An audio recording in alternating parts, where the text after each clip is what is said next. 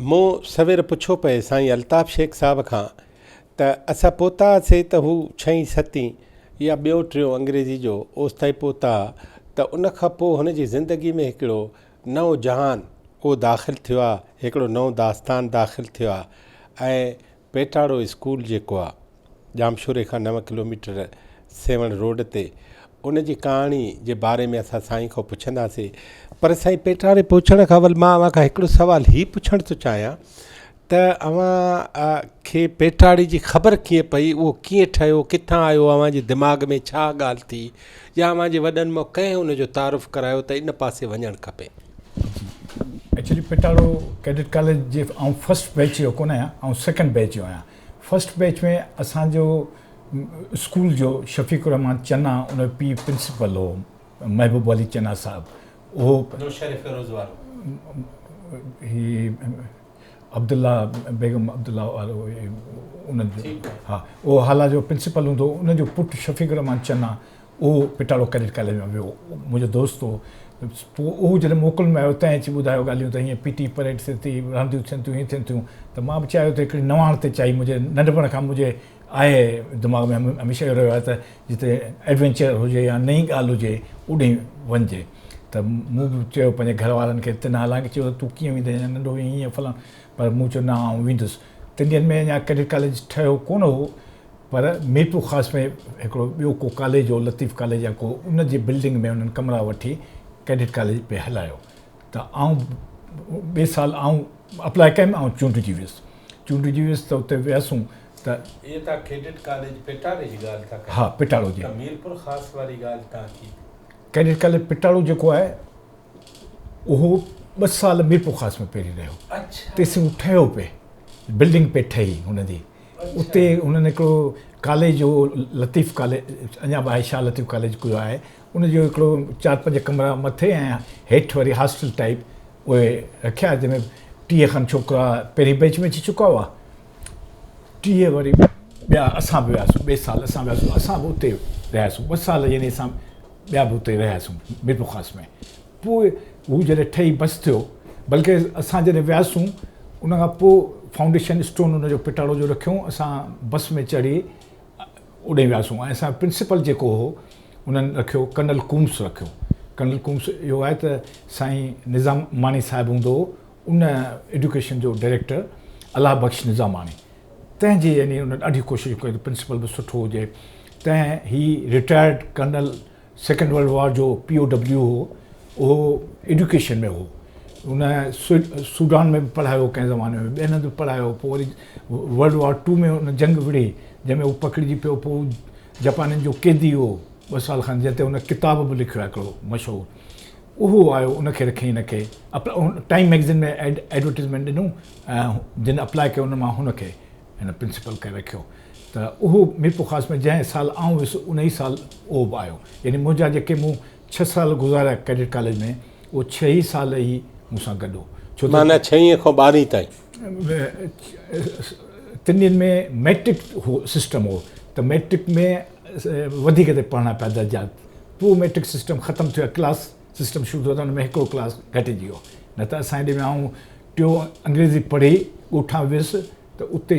7th में वञी दाख़िल, माना 1 साल उहो खुटो। हा, त इन करे मुंहिंजा 6 साल यानी हुन प्रिंसिपल सां गॾु गुज़रिया आहिनि। त हिन प्रिंसिपल में ॿी तमामु सख़्तु डिसिप्लिन रहियो आहे। ऐं हिकिड़ी ॿी बि ॻाल्हि हुई त हू चवंदो त पढ़ो, असांखे ॾाढो पढ़णु आहे, एॾो पढ़ण लाइ जो असां सोचे नथा सघूं। चवंदो किताब लाइब्रेरी जो लाइब्रेरी, यानी राइटर को खणंदासीं त चवंदो उन सभु किताब पढ़ो। ऐं के अहिड़ा बि हूंदा हुआ, रफ़ीका छेलो मुंहिंजो क्लासमेट हो, या ॿियो ख़ालिद हुसैन मखदूम, ज़ाहिद मखदूम, सुरैया मखदूम जे भाउ, उहे त अहिड़ा हुआ जो मूंखां बि वधीक हू पढ़ंदा हुआ एॾो। त इहा बि नंढे हूंदे खां उन आदत असां में उन विधी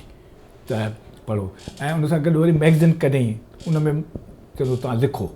त ईअं आदत पइजी वई लिखण जी, पढ़ण जी वधीक। अॻे ई मुंहिंजो वालिद चवंदो पढ़ो, ॻोठ में बि आदत हुई, त पोइ पेटाड़ो में बि ईअं पइजी उते वरी पढ़ण बि थियो त लिखण बि थी वियो। त ईअं थी वई। पोइ उते कैडेट कॉलेज में मैट्रिक कईसूं, उन खां पोइ इंटर करे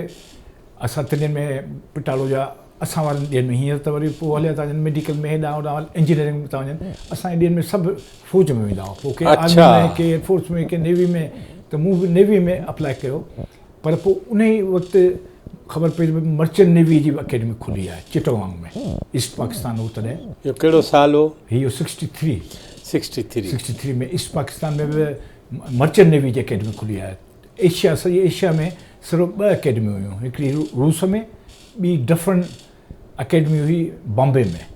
असांजा जेके बॉसिस हुआ नेवी जा उहे उतां डिफरेंट मां पढ़िया हुआ ऐं हाणे टी चिटगांव में खुली त मूं उन लाइ बि अप्लाई कयो त मूं नेवी लाइ वियुसि इम्तिहान ॾिन में कयुमि उहो कमु हिते वरी हुन लाइ बि अप्लाई कयुमि उन लाइ आउं चूंडिजी वियुसि त I was the only one जेको आउं चूंडियुसि हितां पिटाड़ो मां त मूंखे ॾाढो शौक़ु हो होॾे वञण जो त मुंहिंजो आउं वञा हिकिड़ी नई शइ आहे ॿिए हंधि था वञिणो पए हवाई जहाज़ में वञिणो पवंदो इहे थींदो पोइ आउं चिटगांव हलियो हुयुसि चिटगांव जी अकेडमी में त उतां मां ग्रेजुएशन कई। साईं जॾहिं चिटगांव वियो त हवाई जहाज़ में पहिरियों दफ़ो तॾहिं चढ़िया आहियो या उन खां अवल चढ़िया आहियो? न उहो मां पहिरियों दफ़ो वियुसि बल्कि उहा अकेडमी हिकिड़े ॿेट ते आहे अॼु बि उते ई आहे जुल्दी हाणे बांग्लादेश अकेडमी थी सघे तिनि में पाकिस्तान अकेडमी सभु हुई त उहा जुल्दिया ॿेट ते आहे ऐं तिनिनि में न पोस्टल सिस्टम ख़ासि करे ईस्ट पाकिस्तान सां त एॾो सुठो हुई कोन टेलीफोन जो त सुवाल ई नथो पैदा थिए त वेंदे मुंहिंजो माउ पीउ बि ॾाढा परेशान हो पुठियां का ख़बर न पई पए हे न पई पए पोइ महीननि खां पोइ वञी हिकिड़ो ख़त मुंहिंजो मिलियो ईअं थियो त इहे हूंदियूं परेशानियूं पर तॾहिं बि हू मूंखे चवंदो बाबा बि ईअं अलाह ते भरोसो हूंदोसि बसि आउं जेको तोसां गॾु आहियां तॾहिं जेकी थियणो आहे उहो थी वेंदो त हिन करे चवंदो तूं भई हिमत कर जेकॾहिं तोखे पढ़णो आहे ठीकु आहे विच में उते मूंखे छा थियो जो हिकिड़ो हैंडीकैप थी पियो मूंखे मथे में सूर ॾाढो पवणु लॻो उते हिम ॾाढी हूंदी हुई गर्मी हूंदी हुई अजीब मौसम हुई मूंखे वणंदी हुई ॾाढी सावक ग्रीन मींहुं पियो पए हर वक़्तु साइक्लोन ईंदा हुआ पर मूंखे मथे में सूर एॾो थियो महीनो ॾेढ न पियो लहे घणेई डॉक्टर उते दवा पोइ आउं वरी हिते आयुसि पोइ हिते बाद में वञी ख़बर पई त नक जो हॾी वधी थी वञे उन करे घिम वारनि हंधनि ते मथे में सूर थो थिए पोइ डॉक्टर जाफ़री हूंदो हैदराबाद में तंहिं मुंहिंजी ऑपरेशन पोइ कई काटोराइज़ेशन हॾी खे एचे जाफ़री पोइ आउं सही थियुसि पोइ वरी आउं वियुसि त मूंखे तॾहिं बाबा चयो त मुंहिंजो पीउ त तुंहिंजी मर्ज़ी आहे न त बड़े ख़ैरु आहे छो त जेकी कुझु आहे कुदरत जे हथ में तूं पंहिंजे तरफ़ां महिनत कंदो रहिजे वञणु चाहीं त भले वञिजे न त रही पए पोइ आउं हलियो वियुसि। अवां पोइ पेटारे पढ़िया त मीरपुर ख़ासि ॿ अवां पढ़िया 1 साल 2 साल उते हुआसीं पोइ जेसी ठहे पोइ 1960 में असां पिटाड़ो कैटेगरी में शिफ्ट थी आयासीं उते यानी पिटाड़ो वारी बिल्डिंग में शिफ्ट थी आयासीं। पोइ साईं पेटारे ऐं हाला जे उन तालीम में फ़र्क़ु कहिड़ो? फ़र्क़ु इहो जो हुते सिंधीअ में हो सभु कुझु सिंधीअ में ऐं हुते इहो इंग्लिश मीडियम हो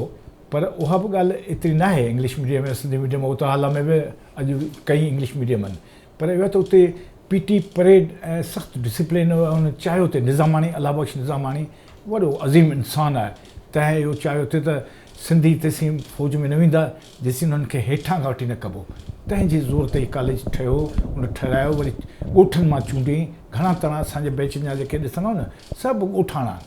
टंडो केसर जा हितां आया हुतां जा विॾे सॼी सिंध मां पोइ आया जीअं उते असां पीटी परेड हे हलणु सिखूं परेड सिखूं हिकिड़ो माहौल नंढपण खे असांजे दिमाग़ में हुजे पोइ वरी असांखे वठी वेंदो मोकलुनि में कॾहिं नेवीअ जा ॾेखारण इंस्टीट्यूशन हुते कराची में कॾहिं लाहौर कॾहिं किथे कॾहिं एयरफोर्स जा कॾहिं आर्मी जूं कैंप्स वग़ैरह त जीअं असांखे उन लाइ पसंदीदगी अचे ऐं उते हुन जेके रखिया सभु इंस्ट्रक्टर फ़ौजी जीअं असांजो एडिटोरेंट जेको हूंदो हो उहो असांखे मैप रीडिंग ऐं मिलिट्री साइंस पढ़ाईंदो हो उहो लेफ्टिनेंट आलम जाह महसूद हूंदो हो तिनिनि में कैप्टन हो आलम जाह महसूद हो आहे जेको महसूद फैमिली जो सरदार हो जंहिं बेनज़ीर खे जवाबु ॾेई छॾियो त नौकिरी न कंदो उन पीउ लॉर्ड माउंट बेटन खे थपड़ हई मशहूरु आहे उन वॾो नेक माण्हू हूंदो हो हाणे गुज़ारे वियो 2 साल 3 साल थिया आलम जाह महसूद खे त अहिड़ा टीचर हूंदा या पाण हू कर्नल कुमसूता इंग्लैंड मां 3 4 गोरा टीचर घुराए रखंदो हो जीअं इंग्लिश ॻाल्हायूं असां इंग्लिश जीअं मूंखे यादि आहे लेक जतोई ॿिया टे सभु हूंदा हुआ त सभु ॻोठनि जा हूंदा हुआ हादी बख़्श जतोई ॿियो टियों त हुन हिकिड़ो असांखे पॉलिश करे छॾियो हुते। पोइ तव्हांजा उन ज़माने में कहिड़ा कहिड़ा जीअं लियाकत जतोई जो, हादी बख़्श जतोई डॉक्टर साहिब जो नालो? लियाकत जतोई हो, हादी बख़्श हो, रफ़ीका छलो मुंहिंजो क्लासमेट हो, शौकत जुमानी जेको किंग ऑफ पेट्रोल पंप्स थो सॼे ख़ैरपुर जो उहो हूंदो, ऐं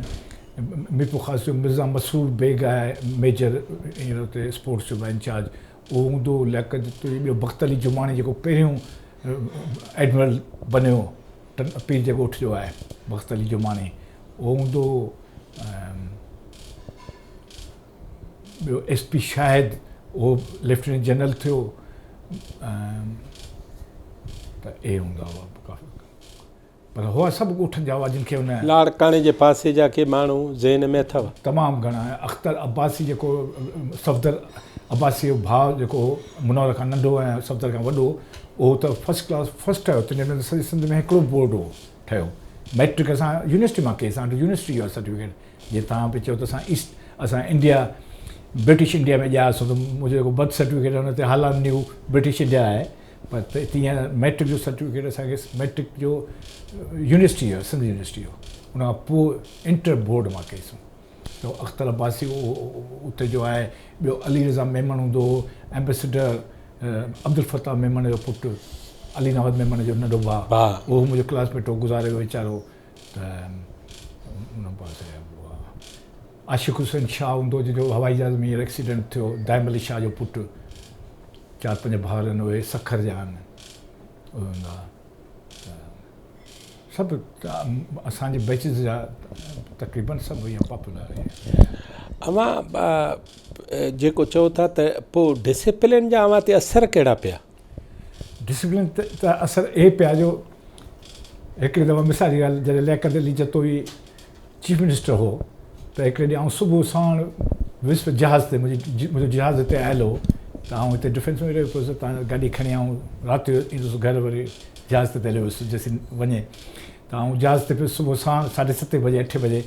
त ॾिसां त गाॾी अॻियां पई वञे, मुंहिंजे पोयां खां पई हिते मूंखे बिहारियो ईअं कयो, ॾिसां लियाकत जतोई। त मुंहिंजो ख़बर त चीफ मिनिस्टर हो, त मुंहिंजो हेॾी महिल सवेल ई चई बसि इहे त ॻाल्हियूं कर्नल कुम्स असांखे सेखारियूं आहिनि न, सवेल उथणु ईअं करणु। या हिकिड़ो दफ़ो चांहि पीअणु वियुसि लियाकत जतोई वटि, त नौकर कोन हो, त पाण उथी प्याला व्याला साफ़ु करे प्यालियूं खणी आयो। चई त कर्नल कुम्स इहे त सेखारियो। उहो कर्नल कुम्स चवंदो जे कमरनि जा जेके रंग हूंदा हुआ वाइट वॉश, उहे असांखां कराईंदो, कराए पोइ वरी पैसा ॾींदो, चवंदो हुनखे आउं ॾियां मज़दूरनि खे, थोरो थोरो करे तव्हां ईअं कयो। त मूंखे यादि आहे त लियाकत जतोई पीउ चाचो अब्दुल हमीद जतोई आयो, त तव्हां हिन खां ई त कमु, न सभिनी खे कमु करिणो आहे, केरु बि हुजे चाहे। पोइ वॾेरे साहिब लाइ ॾुखियो कमु हो न, मुंहिंजो पुटु रंग कीअं थिए थो, छो त असां लाइ त इहे त ॻाल्हियूं असां हिन खे हाणे ॿुधायूं पिया, त भई का ईअं न आहे का वॾो माण्हू कमु करे। जीअं आउं लिखंदो आहियां, मूं जॾहिं फस्ट ईयर ॾिनूं मोकल थी ॻोठ आहे साला में, त बाबो मुंहिंजो हालांकि डिप्टी कमिश्नर हो ऐं अकेलो ॾाॾे जो अकेलो पुटु, पके या ज़मीदार सां। मूंखे वठी हैदराबाद में गाॾी खाते में अञा ताईं उहा गैरेज आहे, ख़ान गैरेज,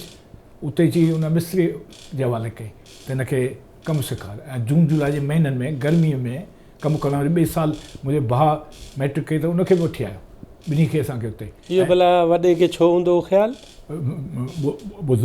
त उनखे वठी आयो ऐं हिते कजो गाॾी खां, त उहो जिते मुंहिंजो नानो सेठ हसन, जंहिंखे सॼे इलाइक़े में कंहिं कार कान्हे, उनखे कार, होॾां ही जज हूंदो अब्दुलरहमान हामिद अली मिर्ज़ा जो पीउ, ऐं उहे पिया खिलंदा हुआ त भई छा आहे तव्हांजो बाबा ईअं छा थो करे। पर अब्दुल हलीम ब्रोही जी माउ जेका हुई बुफू गुलाम फातिमा, चवंदी न सही था कयो। ऐं बाबो अमेरिका मां 3 ॾींहंनि मां उहो उतां पढ़ी आयो, त उहो मिसाल ॾींदो हुनजा फोर्ड जा ॿियनि जा, त उहे वॾनि माण्हुनि जा थी करे पुट बि उन्हनि वटि हालांकि हवाई जहाज़ आहिनि, पर तॾहिं पंधु था अचनि स्कूल में बि, ऐं उन्हनि खे मोकल में उहे कमु था कनि। त तव्हां जेसिताईं कमु न कंदव तव्हांखे डिग्निटी ऑफ लेबर जी ख़बर न पवंदी। ऐं ॿी ॻाल्हि त तइलीम पंहिंजे जाइ ते आहे, तइलीम बि सिखणु ज़रूरी आहे, पर को तव्हां हुनुर ज़रूरु सिखो। मूंखे हिते कदो चई त तूं चाहीं त आउं तोखे हाला में वॾो वठी ॾियां, पटु वठी हुन ते 14 वारी ॾियारे, तूं वेल्डिंग शॉप हिते खोल। त आउं चवंदो वेल्डिंग केरु कराईंदो, हिते न कंहिंखे गाॾी न, छा रुॻो असांखे गाॾी आहे, ॿी पीरनि खे 2-3 गाॾियूं, ठीकु आहे की न। उहो ज़मानो अचे पियो जेको हुन में रुॻो या गाॾियूं हूंदियूं, ऑटोज़ हूंदियूं, ऐं पोइ माण्हू जेके आहिनि वेल्डिंग लाइ बि दरबदर थींदा ॿाहिरि वेंदा तूं त मुंहिंजो चऊं भला ठीकु आहे मूंखे की न न न इहे ठीकु आहे माना इहे कोन वठी ऐं वेल्डिंग तूं को सेठ थी वेही रहंदे दैट इज़ टोटली फेल्यूर पोइ तोखे सिखणो पवंदो पहिरीं वेल्डिंग पोइ तूं कमु सिख पोइ भले तूं न कर जे तूं करे सघीं जीअं पोइ मुंहिंजो भाउ मूं उन बि इंजीनियरिंग कई मैकेनिकल इंजीनियरिंग त हुनखे चई त या हाणे तूं ज़मीनदारी कर या नौकिरी कर त हुनजो आऊं भई नौकिरी कयां या हू कयां सम्झो न की नौकिरी न कर छो जो तूं जॾहिं पढ़े पिए तॾहिं तूं मूंखां 300 रुपया ते वरिता कंहिं लाइ 500 रुपया फ़ी ऐं इंटरनेशनल हॉस्टल में रहंदो उन जा ऐं हाणे तोखे जेका नौकिरी मिलंदी उन में तोखे 400 रुपया बि कोन मिलंदा माना पोइ तूं रुशवत वठंदे इन खां बहितर आहे तूं अची पंहिंजा फॉर्म यानी एग्रीकल्चर वाइज़ त मुंहिंजो पीउ एग्रीकल्चर में उहो एक्सपर्ट आहे हुन करे छॾिया हुआ तूं उन्हनि खे मैकेनाइज़ड अची कर पोइ ट्रैक्टर वैक्टर उन्हनि ज़रिए हार्वेस्टर वठि थ्रेशर वठि पर पहिरीं उहो सिख हली ट्रैक्टर पोइ उहो बि उते जी कमु सिखंदो हैदराबाद में गैरेज में पोइ हुनखे नौकिरी न करणु ॾिनई उहो सॼी उमिरि गुज़ारे वियो 2 साल थिया अशफाक हाजी अशफाक शेख पोइ उन सॼो असांजी ज़मीनूं जेके आहिनि इहे मैकेनाइज़ कई तीअं असांखे बि मूंखे बि चवंदो न तोखे कमु हिकु न ॿिए ॾींहुं कमु ज़रूरु ईंदो तूं उहो कमु सिख पोइ साईं उहो जेका मैकेनाइज़ थी त उन में हू कामयाबु थियो हा हा उन यानी असांजी का घणी का ज़मीन कान्हे पर जेका उपत आहे त असां उन मां घणो कमाए मूंखे यादि आहे त जीअं बाबा खे एग्रीकल्चर नॉलेज हूंदी हू चवंदो न जीअं मिसाल ॻाल्हि कणिक था पोखियो त भले वेझी वेझी हणो वण त पोखियो परे परे हू चवंदो मिसाल ॾेई ॿुधाईंदो हुनखे मुंहिंजे भाउ खे चवंदो कणिक तीली तीली वण दाग़ दाग़ माना कदुरु त पोइ ईंदो त हू एग्रीकल्चर पॉइंट ऑफ व्यू खां हू ॿुधाईंदो छो त मुंहिंजे भाउ त एग्रीकल्चर कान पढ़ी पर हू वरी मैकेनाइज़ नमूने सां वरी हुन कयो न त असांखे टोटल 300 एकड़ 400 एकड़ मसो ई का न कयो वरी हिकिड़ो हाला ते तव्हां खां सुवालु पुछां जी जी हाला जी जेका मशहूरु मख़्तूम फैमिली आहे जी जी जी त अव्हांखे सांभर आहे पहिरियों दफ़ो उन्हनि जे बारे में तव्हां कॾहिं ॿुधो मां त नंढे हूंदे खां ई एक्चुअली मुंहिंजो पीउ ऐं मखदूम तालिबुल मौला ॿई खीर शरीफ़ भाउ हुआ अच्छा ऐं दोस्त बि हुआ ऐं आउं इहो चवंदो आहियां बल्कि ऐं ॾाढा साईं वरी मखदूम अमीन फ़हीम मुंहिंजो दोस्त हूंदो गॾु हुआसीं स्कूल में जेके मूं 10th जा पढ़िया उहो बि उते ई हो पोइ तव्हां हलियो वियुसि त आउं इहो चवंदो आहियां करे करे का ॻाल्हि निकिरंदी न आउं चवंदो आहियां त ख़बर न आहे अॼु जा जेके नौजवान पीढ़ आहिनि असांजा मखदूम आउं त हाला वञी कोन थो इलाही टाइम ते ख़बर न आहे हुनजा दोस्त कहिड़ा आहिनि चवंदा आहिनि छो आउं चवंदो आहियां त दोस्ती ते सभु कुझु मदार थो रखे ऐं जे दोस्त सुठा आहिनि त सुठी ॻाल्हि आहे मखदूम तालिबुल मौला जेको हूंदो हुनजा दोस्त जीअं मुंहिंजो पीउ ॿिया पढ़ियल ॻाल्हि सभु पढ़ियल ॻाल्हि हूंदा हुआ जॾहिं वेंदासीं आउं बि गॾु बाबा सां हूंदो हुउसि हुन सां हमेशह ॻाल्हियूं हे हू वरी मखदूम अमीन फ़हीम जा बि काफ़ी हद ताईं हुनजा क्लासमेट ॿिया पढ़ियल ॻाल्हि हूंदा हुआ त जंहिं बि हाला छा पर सॼे सिंध में जिते जिते तव्हां ॾिसंदो न पीर मीर वॾेरो इहो हूंदो वज़ीर उनजी संगत ख़राबु हूंदी यानी पढ़ियल ॻाल्हि न हूंदा त उनखे अॻियां थींदी कोन ख़्यालु त इहा ॻाल्हि आहे त असां नंढपण खां वठी उन्हनि सां बल्कि जहाज़ में हूंदोसि ईंदोसि त पहिरीं घुराईंदो मखदूम तालिबुल मौला पाण ई चवंदो वेठो हुजे बल में